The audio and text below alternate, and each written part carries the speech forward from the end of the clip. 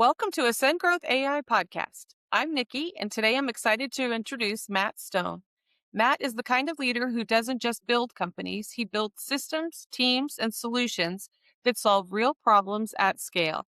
His work sits at the intersection of leadership, execution, and forward thinking growth. And today we're going to explore not only how he built his business, but how he's thinking about the future, especially when it comes to AI, growth strategy, and capturing opportunities that other companies may miss. Matt, I'm looking forward to this. Looking forward to it, Nikki. Glad to be here. Good. All right, to start off with, tell us about your company and your journey to building it. What problem were you trying to solve when you first got started? So I own Pressure Point Roofing. We are a full service roofing contractor, residential, commercial, repairs, maintenance, the whole scope of roofing. I have owned the business for approximately 18 years now. I bought the business after running it for about 7-8 years from the initial owner. And the year that my wife and I bought it was the end of 2008. And everybody kind of remembers what happened in 2009. So honestly, the biggest problem that I was trying to solve when I first got ownership of the business was keeping it in business because of the downturn in the economy with the Great Recession. And so as I began that journey as an owner, it was purely just to work to keep the lights on and learning how to navigate different scenarios. We were very fortunate in that in August of 2008, a hailstorm hit a community of ours out in Eagle Point by the golf course. And really that was the focus of the hailstorm. We do not get hailstorms in our area. So insurance work was a completely foreign thing for me, for all of us. And so when that opportunity came up, we made friends with the insurance companies and learned how to navigate that and how to put quotes together in the way that the insurance companies like. And we were able to do not just good, but we were able to do well in 2009. And so the next part of our journey was we opened up an office 2.5 hours north. I greenfielded an office in Eugene and spent 3 days a week up there getting that office going, while at the same time working with the office in Medford, training a new estimator and keeping that office working and building. But it was really kind of like almost starting over with that challenging economy time.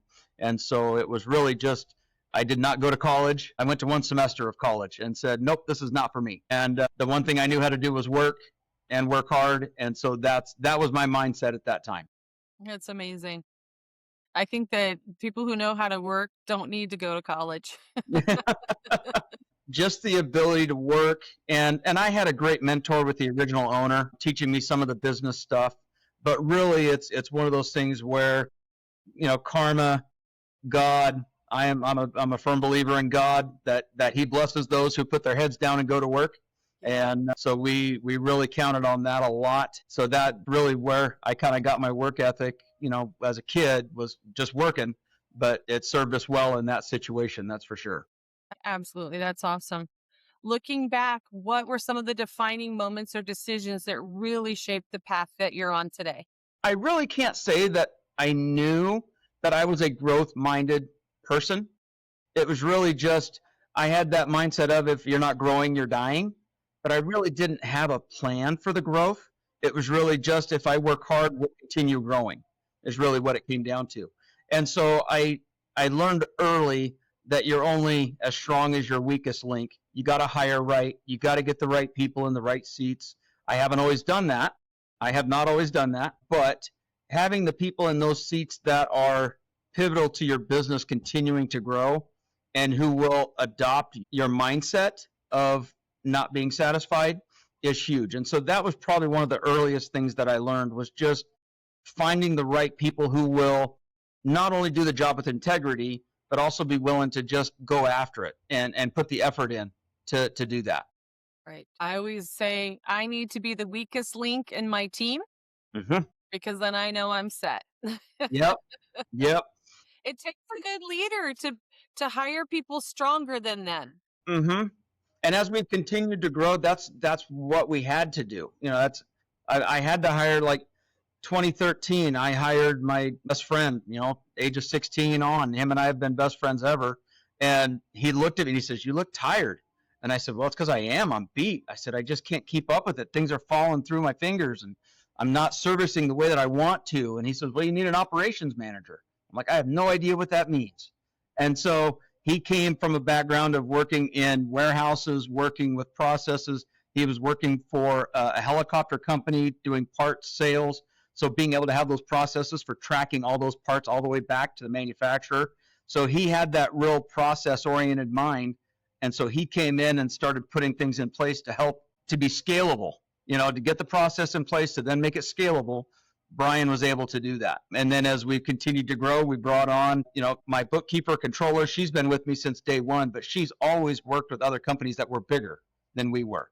And so she was able to bring that experience in for the financial side. We get to a certain point, now we need a sales and marketing director. So we've hired, we have someone in that seat now. And it's been rewarding to see other people step into those roles to where I can just think of crazy ideas that they can tell me no.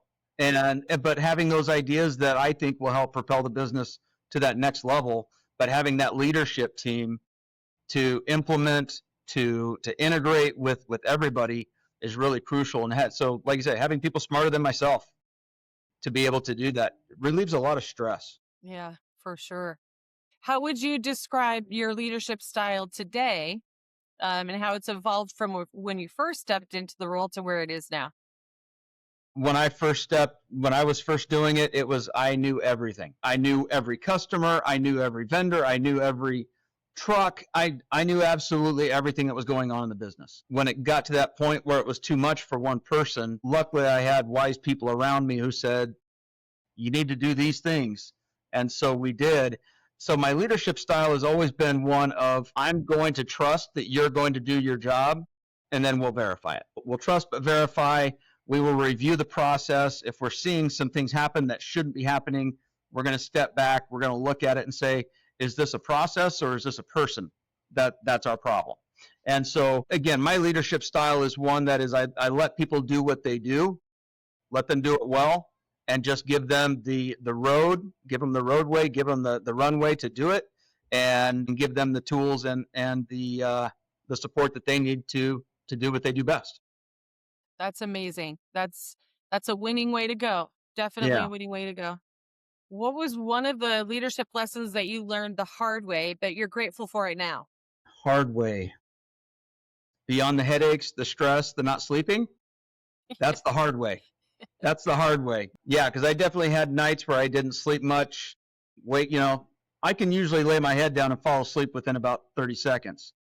But I know when when I'm stressed is when I wake up at 3 a.m. and not really thinking of anything in particular. So having that style of trusting in those that you're working with, again, you got to have the check-ins with them. You got to have the ways to get the reporting back that it's working and that it is reliable information that you're getting. But once you have those in place, you really can go to bed at night, sleep, get a good night's sleep, wake up in the morning charged up, ready to go the next morning.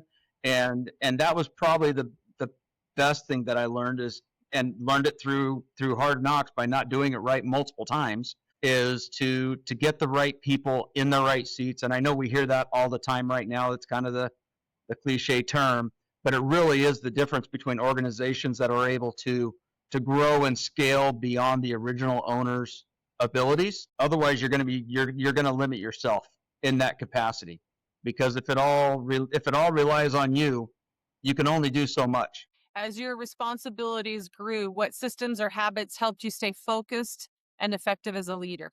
I'm not a very good to-do person, the checklist. I'm very much a sales-oriented type individual. I love the prospecting. I love following up.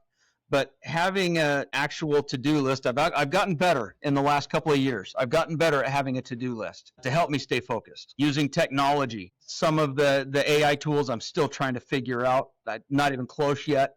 But having those AI reminders about things has been very, very helpful to stay focused on those things that I need to be responsible for. Very good. What major trends are you seeing right now that are impacting growth for better or for worse?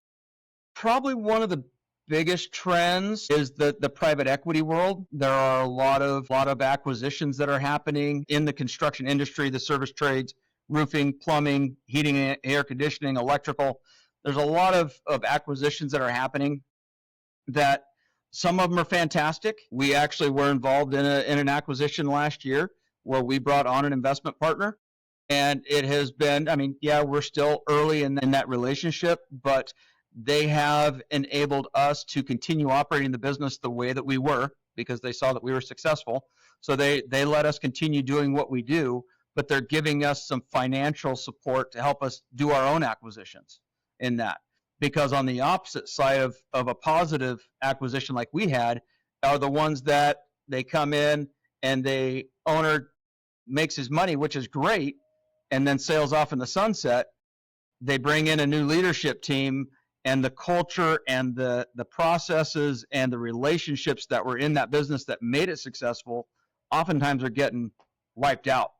And so it creates some hostility, it creates some anxiety for the employees that are still there. So that's one of the big trends that I see right now because I also own a heating and air conditioning company.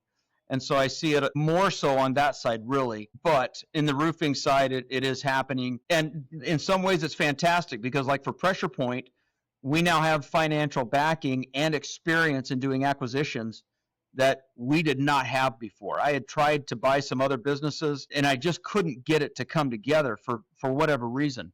Well, now with the support, the education, the knowledge, now we can more aggressively go out and look at doing some of these acquisitions and doing acquisitions in a way that we maintain that culture and that community of people that business is located in, because that's what we want is we want to do acquisitions that help continue to build those businesses above where they are right now, but not wash out what got them there to begin with. Who is your ideal customer today and what makes them a great fit for your company? So the ideal customer that Pressure Point Roofing has on the residential side is typically a customer that wants to have education, wants to be consulted, wants to be able to share what they're looking for in their roof, whether it be longevity, warranty, appearance, process, to be able to sit down with that customer and explain what Pressure Point does to accomplish what they're looking for. If they want a roof that is different from the neighbors, if they want a roof that is going to be, guaranteed for 50 years by the manufacturer, those are the customers that we like to talk to. We want to be able to have customers who want to meet with us.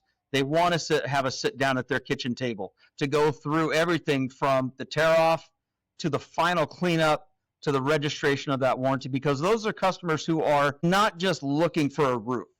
They're looking to invest in their home, and they want that investment to pay off for years to come.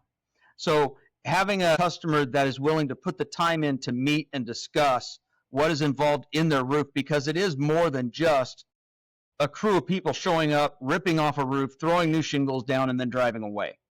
There is so much more to it these days. I mean, underlayments, types of shingles, ridge caps, ventilation. Again, the warranties that are available for homeowners now are dramatically different than what they were 20 years ago. So if you have a customer who says, I just need a bid, that's not typically a Pressure Point customer. I have a little pump house. I live on a couple of waterfalls and I have a pump house that runs alongside of them. I remodeled my home and I had a construction guy and he remodeled the pump house roof. So that was the first time I've ever had to replace a roof in a house that I've owned. Mm-hmm. So I was like, it looked fantastic. So then it came along that I'm going to sell the house. I'm like, I had a tile roof, the Mm-hmm. actual clay tile. Mm-hmm. And I was like, I want to get rid of that and actually put a regular roof on. So I got a bid from my sister's a realtor from one of her contractors. And she's like, oh, he's absolutely fantastic. He gave me a bid. It was a good bid, but I didn't know what I didn't know because my regular contractor had been working with me on my house for a year and a half. And he just happened to have another job at the time. So I'm like, okay, I'll just use an actual roofer for this one.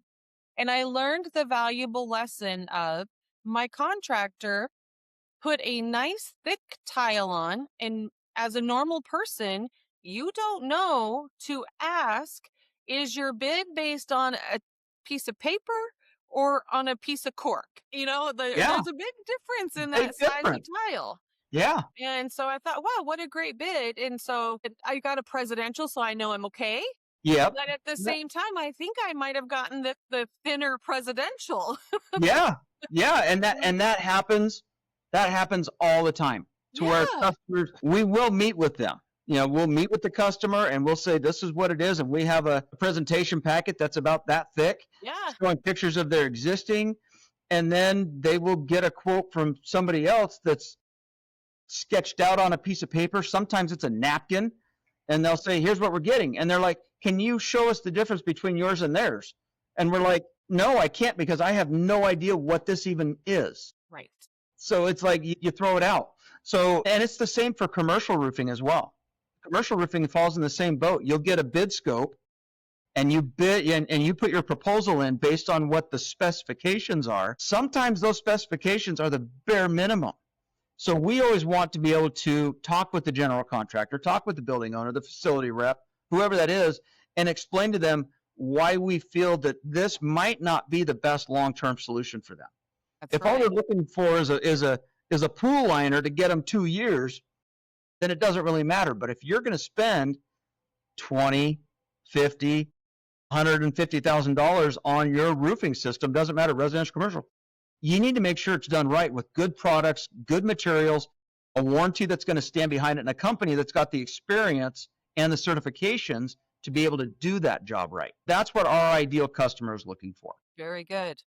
And that's really great. I think sometimes people don't know what they don't know, and by offering that education, you're not only gaining respect, but you're also helping them to make a choice and a decision for their family and for their home based on information, which is always the best decision to be making anyway. But they oftentimes don't know that they need that information to make the decision. And unfortunately, Google is not a roofer. Mm. You can get whatever information you want from Google or from ChatGPT or Perplexity or Claude, any of them. You can get any information you want until you actually sit down with an experienced professional. And that presentation that we do, it can be digital. We can do Zoom. We can email the proposal in a presentation type format. But unless you do that, you might be led down the wrong path. I agree. What geographic area do you primarily serve, and how does location impact your growth strategy? So right now we are based in Medford, Oregon, which is Southern Oregon. We're about 45 minutes from the California border, but we are licensed in California. We do work. We've gone as far down as Redding at this time. We are licensed in Washington as well. So we've done work in Tacoma, typically Southern Washington. So our commercial crews have gone up and down I-5, Eastern Oregon. We've worked all over the state with Oregon. So the reason we're looking at doing some of these acquisitions is because we want to be able to service our customers at a better price. Because when we have to travel, you got to pay for hotel, you got to pay per diem for the guys. It's just not cost efficient. And so as our requests for service have increased, we want to be able to do that.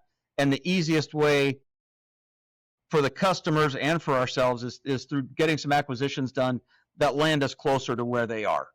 And so that's our long-term strategy right now, is to, continue our organic growth with Pressure Point in the Southern Oregon area, Northern California.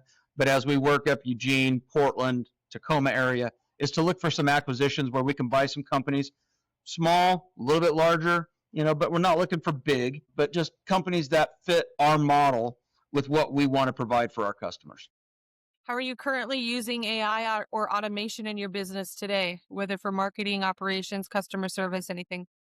So we are using a CRM for our operations. AccuLinks is a CRM that we're using. There's things that we love about it. There's things that we don't. There's parts that work really well and parts that don't. But that's what we're using for that. We're using QuickBooks for our financial side. We're looking at the new Intuit Enterprise. I can't remember what they're calling it. I think it's Enterprise Suite or something like that. We are looking into that one to have a little bit more robust growth potential and capability on the financial side. And we use ChatGPT to help us to not necessarily come up with the new idea, but taking those ideas and kind of put them into place. My sales and marketing director has done a fantastic job using chat for reporting, to figuring out demographics for different areas, looking at what the best ways to target those areas will be is by using some of the AI tools. We use a program called Company Cam for all of our documentation with pictures and videos that are automatically uploaded into our site to help with the processes, again, the operations side of business. We actually use it for our truck maintenance as well. The guys take a picture of their truck all the way around, take a picture of the mileage, that goes to our fleet manager. He's able to look at those trucks and then figure out which ones need oil changes based on mileage and that kind of stuff. Financially, my controller, she's using chat to be able to put together financial reports and kind of summaries of those financial reports, which has been really, really helpful. So and I use it just for myself in looking at job descriptions, looking at ways to restructure commissions at times, different ways to do that. Well, and we actually just made a change with our website, moving to a company that is more AI. I don't want to say focused, but AI is actually a big part of how they're doing their SEO. So we've definitely got the focus with Google and it's not Google My Business anymore. I can't remember what it's called, but they have a specific plan to help you to be found in those AI platforms, because if you don't strategize your website right, you could be the best Google roofer in the world and not show up in the AI area. And so we recently made that switch. Within that switch, we also got access to making little short videos. So we could just do little selfie videos for 30 seconds. It puts together kind of an AI in the background, how to make it found easy, and then finding and being found on YouTube and so on and so forth. Just building that awareness of our brand through the AI platforms. Where do you feel AI is underutilized in your business right now? And what do you wish it was helping you to do more effectively at this point? I think as far as AI's utilization within our company, the biggest thing is going to be in the marketing and the use of it in the sales process itself, using it to help find customers, using it to help get the information from those customers. If someone watches your video, you want to be able to know that people are watching the video, for how long they're watching the video, which ones are trending best, so that you can make more of those. So really learning how to use AI and its reporting and learning how to get accurate reports out of those platforms, I think is one that is going to be a struggle for a little bit, just in my opinion. But I think the more that people, and I know there's all kinds of fears with being on AI and the stuff that's getting shared out everywhere, but there are ways to kind of lock down your information in those platforms if you do it right. So learning how to use AI, being willing to try it, being willing to spend the time in it. So the good information in, good information out, bad information in, bad information out. So you've got to spend the time getting the right information into the platforms. So I think if a company is willing to do that, you'll see better, not only growth within the AI channel, but you'll also have better capacity and better understandings of how to venture further into it. Right. Circling back to that, when it comes to customer acquisition, where do you see the biggest opportunity for AI to help you get more customers or capture leads that might otherwise be lost? This is one that we've had a lot of internal discussions on, is how do we do this? Because when we're a business that's been around 35 years now, in our market, we're pretty well known. We're pretty well saturated. TV, radio, all the stuff on the internet, Facebook, social media, all those things. It's going out beyond your area is where I think AI can help us in finding those new customers the most. How exactly we do that yet, I'm not really sure. I think we're on a good track with the company that we signed up with for the website, with the additional tools that they're giving us and the reporting that we get from them within those platforms. So I think really the underutilized side of it is not because we don't want to, it's learning how to use those programs to find those customers and not just say, hey, we're here to help you when you need us, but hey, we're here. We know you're looking for this right now. How do we get that information so that we can get them as a customer? Yeah.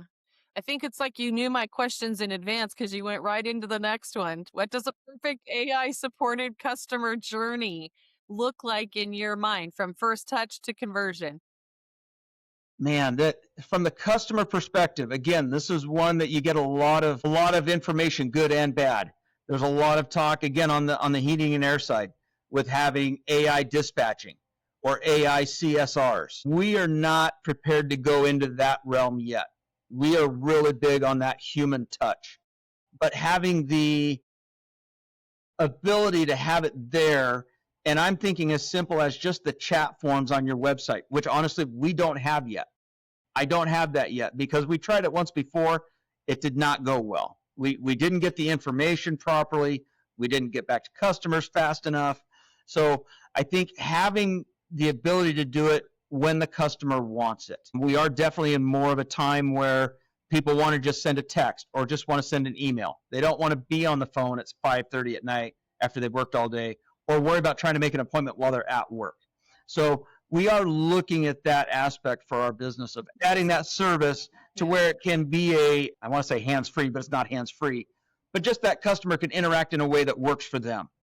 And so I think for us, that is probably our next step in this AI customer relationship is setting it up in a way where customers that want to use it, it's there. For customers that don't, we'll still have our standard channels that they can reach us through. Finding a really classy way to integrate it into so you still have the human touch, but you have the capture rate that comes with the AI and makes it available when people want it. I think that's a really fine-tuned service to be able to offer, and it will make a significant impact on Yeah, what you capture. I think so too. But I mean, I know when if I call for a service and it's AI that answers, Yeah. the first thing I'm doing is I'm hitting 0 Right. because I don't want when I'm calling my bank, I Yes. do not want to go through Right. 8 different questions to find out that I need a customer service representative. Right. Right. Right. So I don't want people calling for a roof Yeah. to feel like they have to work through Claude Right. to get to the estimator. Right. Yeah. Right. That sounds good. Right now in your business, what's working really well that you're especially proud of, either in the business or with your team? Couple of different things. One, what I'm most proud of with my team is their ability to work together, whether it be the sales team, whether it be the ops team, whether it be the finance group. They are all able to communicate with each other to say, hey, this process isn't working for us and here's why.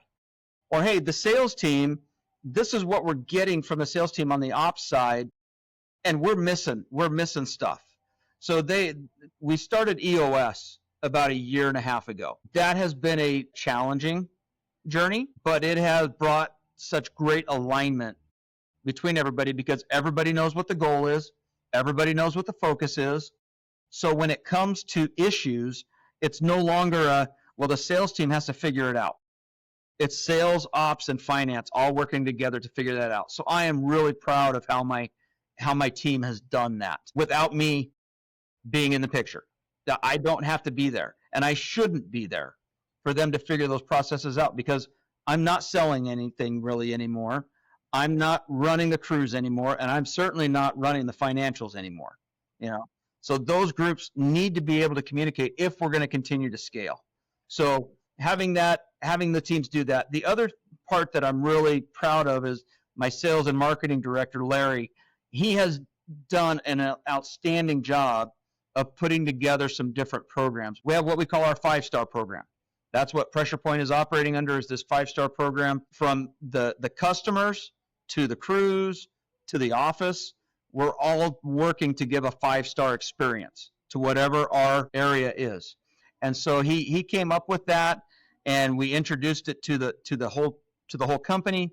And so we have gotten more reviews in the last 8 months than we had gotten for the previous 5 years. And it's simply because of that mindset of 5-star. So I thought that was great. Then the other one that he has started now is called Roof Smart. And it is a free consultation to general contractors, property owners for commercial primarily. And because on the residential side, we're already doing that. But on the commercial side, we just found that most GCs, most facility owners, they don't know what is involved in their roof. Most of them couldn't tell you what kind of roof they have, period. Right. And so these different approaches to marketing and sales that he's putting together to really make us a consultative company to help people find solutions to their problems or their questions has been really, really cool to see. Yeah, he's been an instrumental part of what's going on. That's good. Definitely so. And then to see like I say, to see on the ops side, Dustin is our operations manager. Him and I started at Pressure Point within a month of each other. And he didn't want to move into ownership. Him and I talked about it. That wasn't what he wanted to do. But he has done just a great job of working with our project managers and bringing in our safety manager to bring that culture in with our crews to help facilitate that. So really just that EOS journey a year and a half ago when everybody started talking about wanting to do it, I was really concerned about what the fallout was going to be because it really creates accountability with things. But it is just, I was nervous on one side, but on the other side, I wasn't because I knew the people that we had there. But working through that process was very enlightening. And there were some gut checks a few times with do we really want to stick with this? And so that's probably been one of the best things that we did as well. And it speaks a lot to your team too, just to be able to go through that together and learn about themselves and the impact that they have on the team and how other people see it and then build it all together and Yeah. just really stay accountable for doing your part, right? Yeah. I mean, that's when we first started it, there were 7 of us. There was myself and 4 others that I like, this is going to be our team. And then a couple of other people expressed interest in doing it. And I'm like, oh, maybe. So we went through the process and those other 2 individuals didn't feel like they were booted out. They recognized for themselves that they weren't ready for those roles. And so really working through, I mean, because with EOS, at one point, everybody in the company is fired. Like I don't even have a seat at one point. Right. And when it came to the visionary, the CEO, the visionary for the company, there were some questions because of the time that I spend with the HVAC company as well. And so they were questioning that. I was questioning that. And there was a thought where I'm like, I might be the owner, but I might not be the head honcho, But working through that with the team was really, really a good thing. Yeah, you come out stronger. Yeah. Yep. Making decisions, sometimes stepping away is making you stronger. So there's no wrong thing. If you really work through it, you just end up with the best result for the whole company, whatever it is you're working on. Yeah, the whole company, the whole thing for customers, for the company in the future as well. It just kind of sets that groundwork to be able to really see things proliferate and Wonderful. grow. Yeah. That's awesome. If you could go back and give your younger self advice at the very beginning of this journey, what would you do differently if you were starting today? That's a tough one to answer because if I wouldn't have gone through what I went through, we might not be where we are today. But probably the best thing that I could have told myself back then was to get involved in one-on-one coaching. Having, and like I say, I've had some great mentors, some amazing people who sacrificed a ton to give me opportunities that luckily I'm not going to say smart enough, I'm going to say cognitive enough to recognize I needed to take that opportunity. But as I've been in this company that now has grown tremendously since I bought it, there are things that you just don't know and things that you don't know what to expect. And so I joined Vistage a little over 5 years ago, and being in that CEO group, man, has been just one of the most valuable things that I did. At first I was like, I don't know, this seems maybe a little corny. Maybe I don't know if this is really for me. I mean, I'm a roofer. I just figure things out. Man, when you get in a room of other professionals and other CEOs who have similar but different issues, and hearing how they work through them has saved me so many headaches because I'm like, oh yeah, they just talked about this 6 months ago and I can see it already happening. What are we going to do right now to keep it from becoming a bigger issue? And so I think probably one of the best things that I would recommend to anybody is, whether they've been a CEO for 30 years or whether they're just starting, is to get involved with a group that gets you some one-on-one coaching to give you experience beyond your own. That's fantastic. That is an excellent piece of advice. What's the biggest win that stands out in your mind over the last 5 to 10 years? I have to say, just as a company, the rate of not just growth, but the ability that we've had to maintain profitability has been incredible. 5 years, 10 years. 10 years ago was 2015. I think we were about a $5 million company, $4 million company, somewhere in there. And 2024, we ended up at 13.5. 25 was our first year in 7 where we missed our goal for gain. So really, that's probably been looking at it, that is a huge thing. It's been incredible. So that, and then the other big win was 2019. I started the heating and air conditioning company, and the company was operating at it. I didn't have to be here. I was working 4 days a week, not even that sometimes, and things were just rolling along. And I got the bright idea, started heating and air conditioning company, and so back to 60, 70-hour weeks, but getting that figured out. But having the roofing company being able to not only maintain but continue its growth, even though I wasn't in that day to day because of the time I was spending with the HVAC company. Again, that's just another huge win that we've had. That's huge. Those are good wins. Yeah, very, very good Those wins. are really good wins. And probably the biggest win. Probably the biggest win. Yeah. And I should have mentioned her at the very beginning, is my amazing wife, who, 2007 we got married. 2008 because I had a previous marriage before, so she went from single to, by 2008 she had 5 kids, because I had my daughters from my previous marriage. We had our daughter, and we had my 2 foster brothers move in with us. And so that was all within a 1-year time frame. And in spite of all of that, she still supported me, challenged me with opening the office in Eugene, starting the heating and air conditioning company. And in spite of all the time that I've spent with business, she is my rock, and she's the one I aim to please every day. That's awesome. Very good job. And that will keep you happy too. There you go. So, Given that you're used to solving problems of magnitude, what are you focused on right now? right now, the biggest focus that I have is kind of getting myself not back in the day to day, but getting myself back in contact. I still have them on my phone, but there's people I haven't spoken to in a little while. So one of my biggest focuses right now is to maintain better contact with people that I've known, people that have, again, sacrificed things to help me get to where I am, is to do a better job of having those, strengthening those relationships with the individuals, and making sure that they know that I'm grateful for them. Tell us, if people want to get in touch with you, where can they find you? Probably the easiest is just to email info@pressurepointroofing.com.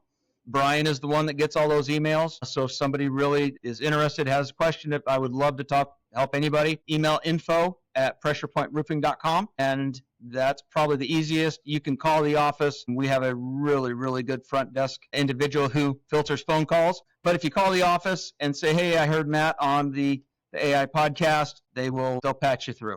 Perfect. Matt, thank you so much for joining us today, for sharing your leadership insights, how you're thinking, and how growth in AI will be a part of it in the future, and just how you use your wisdom to grow your company and your care for your people to make your community great, your service great, and your growth is going to happen. Thank you. I'll just say, AI does not replace the human element, but Sure. don't be afraid to use the AI side to help facilitate easier growth and to simplify your life. Honestly, I'm still trying to figure it out, but it will help. Yep, that's awesome. Thank you. Yeah. Thank you, Nikki. You're welcome. Thank you, everyone. That's it for today's episode. Thank you for joining us. And if you got value from today's conversation, please like, share, and don't forget to subscribe. We'll see you next time on Ascend Growth AI Podcast, where we mix smart growth moves with a little AI magic.